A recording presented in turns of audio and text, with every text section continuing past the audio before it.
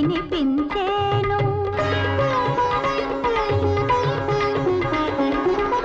అతని పావన పాదధూళికై అవని అణువణువు కలవరచేను.